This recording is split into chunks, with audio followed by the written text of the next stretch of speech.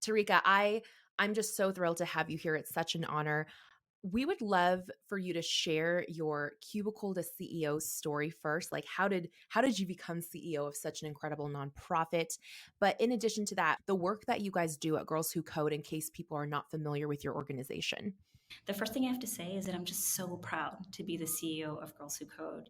We're an organization working to close the gender gap in tech, but I also bring other perspectives to this. I'm Jamaican American, I'm the proud daughter of immigrants, a Black woman and educator, and so much of that shapes how I approach my work. The quick thing I'll say is that, I stand on the shoulder of generations of inspiration, all these incredible women who got me to where I am today, and I continue to be inspired by our girls and young women who propel me to move this work forward.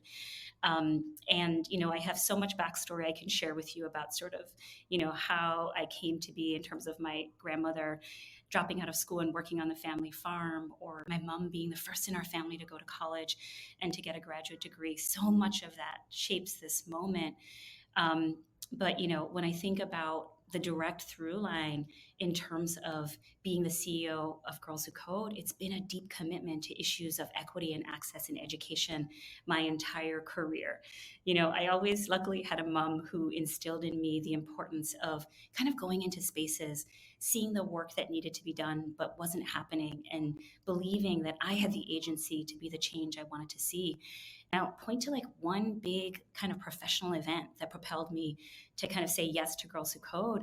And it was very much working at the New York City Department of Education, where, I had a chance to work with kids who, frankly, many people had written off because they were so far behind academically, with not a lot of chances to get back on track.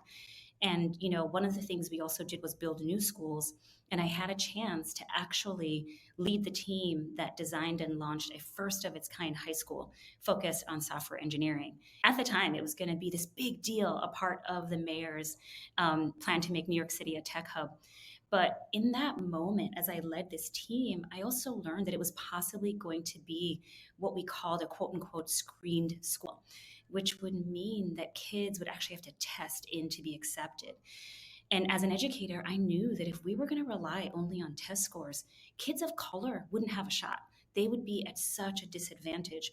And so in that moment, I harnessed my leadership to really, fight against screening, rallying support to open that school to any kid interested in learning programming. And I'm really proud to say that now any teen in New York City can apply to the Academy for Software Engineering. And for the kids who are there, 95% of them are graduating on time. But I share this story with you, Ellen, because it's such a reminder for me in my own journey that you have to exist at the intersection of bravery and opportunity.